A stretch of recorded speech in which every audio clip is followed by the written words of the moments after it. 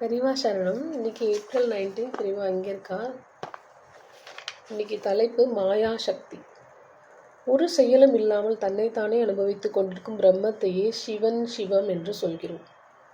செயல், வடிவம், நிறம், குணம் முதலிய எதுவும் இல்லாமல் இருக்கும் அந்த சாந்தமயமான பிரம்மத்திலிருந்துதான் இத்தனை செயல்கள், வடிவங்கள், நிறங்கள், குணங்கள் எல்லாம் உண்டாகி இருக்கின்றன.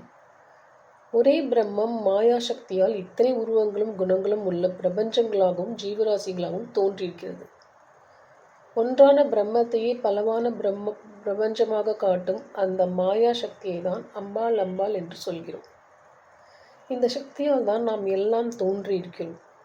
உண்மையில் நாமும் பிரம்மத்தை தவிர வேறு இல்லை. ஆனால் வேறாக நினைக்கிறோம். இதற்கு காரணம் பிரம்மசக்தியான அம்பாளின் மாயை தான். இப்படி நம்மை மாயையில் போட்டெடுப்பது அவளுடைய லீலை. பெரியவா சரணம். தேங்க்யூ.